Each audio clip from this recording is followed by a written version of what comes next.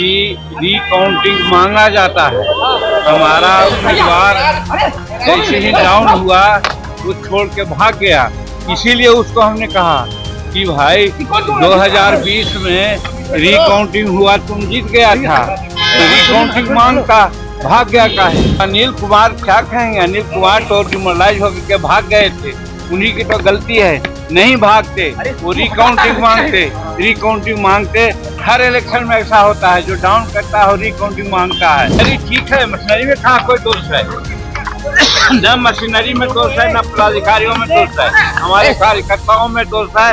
ये संस्था होकर के भाग जाता है। नमस्कार, मैं हूं प्रणय सिन्हा और आप देख रहे हैं सूर्य बिहार। देखिए, बिहार में जो सियासी हलचल मांझी जी के बयान को लेकर थी, जिसमें मांझी जी का वीडियो वायरल हो रहा था, जिसमें वो कहते नज़र आ रहे थे कि अगर आप हमसे बोलते तो डीएम साहब को बोलकर आपको हम इलेक्शन जितवा देते।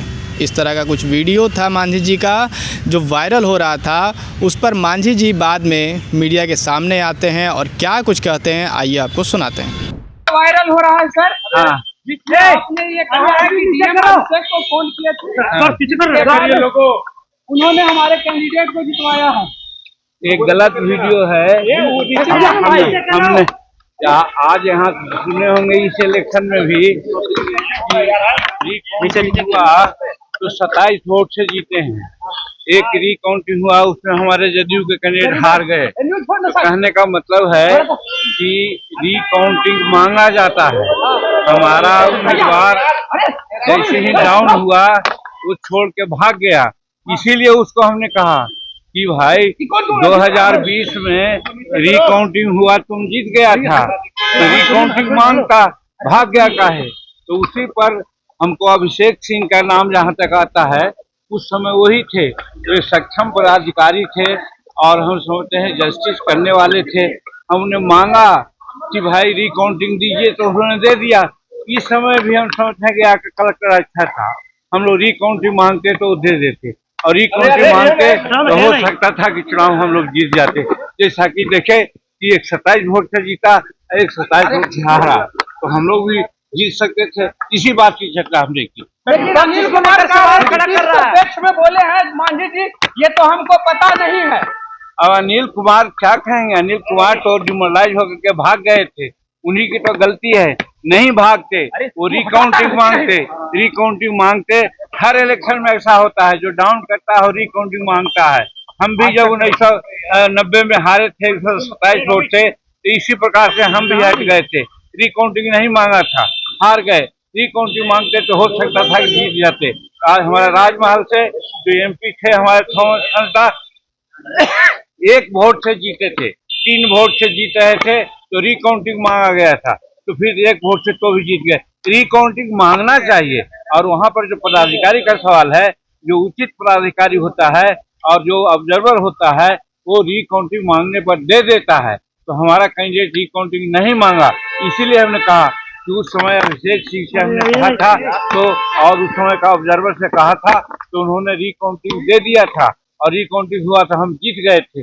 उसी प्रकार से इस बार भी अगर रिकाउंटिंग को मांगते तो हम समझते थे कि जीत सकते थे, तो इसीलिए ऐसा कहा, और उसी को तोड़ मरोड़ के लोग कुछ दूसरे ढंग की बात करते हैं। विपक्ष कह रही है सर कि वोट चोरी का बड़ा सबूत दे दिया है जीतन मांझी। मशीनरी ठीक है, मशीनरी में कहाँ कोई दोष है? न मशीनरी में दोष है, न पदाधिकारियों में दोष है, हमारे कार्यकर्ताओं में दोष है। ये संस्था होकर के भाग जाता है। लड़ना चाहिए। अभी भगवान में देखा ना, ये 20 गाड़ियों से आया, 200 कार्यकर्ताओं के साथ आया, और वो रिकाउंटिंग मांगा तो कई एक वोट से हार रहा था और 27 वोट से जीत गया। उसी प्रकार से हमारा यहाँ चंपारण में या कहाँ भी हमारा जदयू का कैंडिडेट हार गया, तो जिसका चर्चा कल हमारे जो क्या नाम है, जो प्रदेश अध्यक्ष रहे हैं दिलीप जायसवाल जी बोल रहे थे। तो मेरा कहने का मतलब है कि कैंडिडेट को हम लोग उत्साह बढ़ा रहे थे कि कैंडिडेट को जब समय आता है तब हतोत्साह नहीं होना चाहिए, उनको लड़ना चाहिए और रिकाउंटिंग मांगना चाहिए। रिकाउंटिंग नहीं मांगा, और जहाँ जहाँ रिकाउंटिंग नहीं देता है वो अक्सर ठीक नहीं होता है। जैसे हमारे चुनाव में था, हम पार्लियामेंट में 1990 में एमएलए में 182 वोट से हार गए थे। हम रिकाउंटिंग मांगते रहे, जिलाधिकारी ने नहीं दिया।